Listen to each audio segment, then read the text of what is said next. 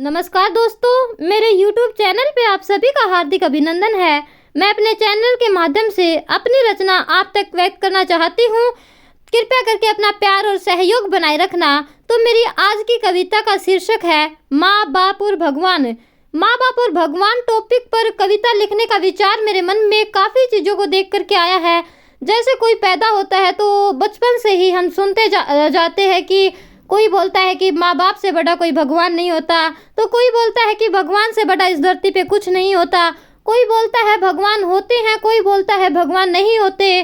तो लोगों के अलग अलग विचार हैं। इस बात पे काफ़ी बार मतभेद भी हो जाते हैं।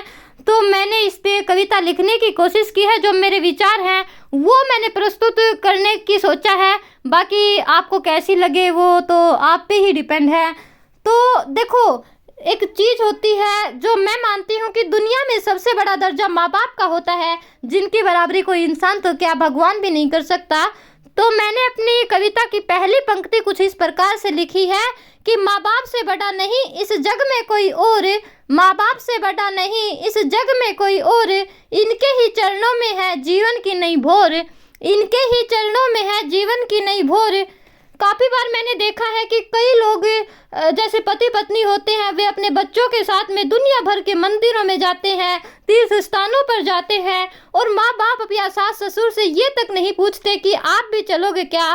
तो यहाँ पे मैंने कुछ इस तरह से लिखने की कोशिश की है कि पति पत्नी और बच्चे मंदिर और तीर्थ घूमे, पति पत्नी और बच्चे मंदिर और तीर्थ घूमे, बूढ़े माता पिता प्यारे घर के कोने में घूमे, बूढ़े माता पिता और प्यारे घर के कोने में घूमे, मन उनका भी होता है, मन उनका भी होता है घूमे वो भी बच्चों संग, पर बेटा बहू को लगता है बूढ़े करते हमको तंग, पर बेटा बहू को लगता है बूढ़े करते हमको तंग।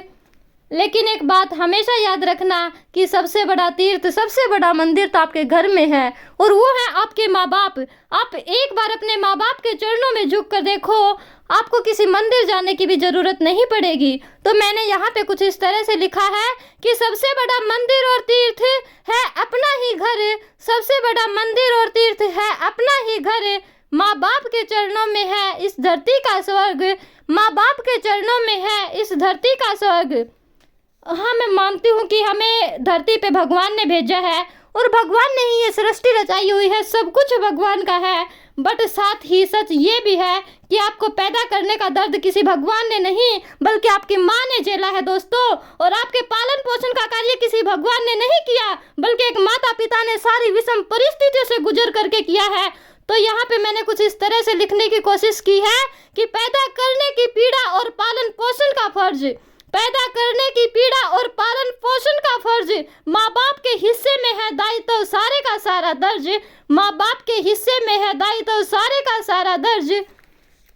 आप कभी भगवान से कुछ मांगोगे तो वहाँ पे आपकी बहुत सारी परीक्षाएं ली जाएंगी, और फिर भी गारंटी नहीं है कि भगवान आपको दे देंगे।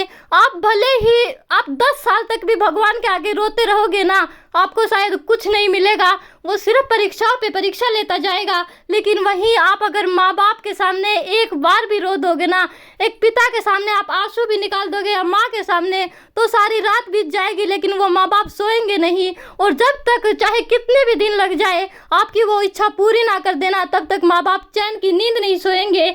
अपने हिस्से के सारे सुख, सब कुछ, सारी खुशियाँ आप पर कुर्बान कर देंगे। वो सिर्फ एक माँ बाप ही होते हैं और कोई नहीं हो सकता। माँ बाप की बराबरी भगवान से भी नहीं हो सकती। तो मैंने बहुत मुश्किल से यहाँ पे अपनी एक कुछ पंक्ति के माध्यम से अपने शब्दों को समेटने की कोशिश की है।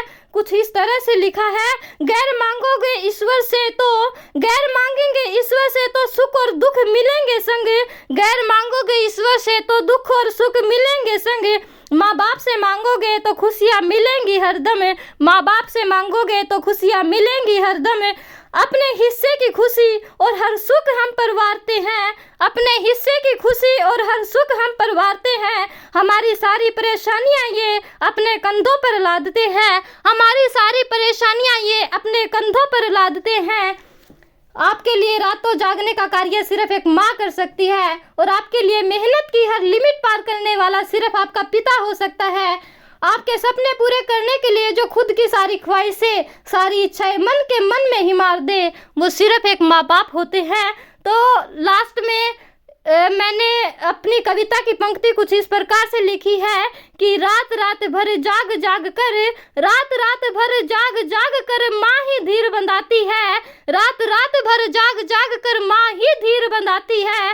बेटा बेटी उन्नति करे बस ये ही अरदास लगाती है, बेटा बेटी उन्नति करे बस ये ही अरदास लगाती है। अपनी सब इच्छाएं मार कर, अपनी सब इच्छाएं मार कर हमको आगे बढ़ाते हैं, अपनी सब इच्छाएं मार कर हमको आगे बढ़ाते हैं। कोई और नहीं है वो यारो जग में वो पिता कहलाते हैं, कोई और नहीं है वो यारो जग में वो पिता कहलाते हैं। तो धन्यवाद।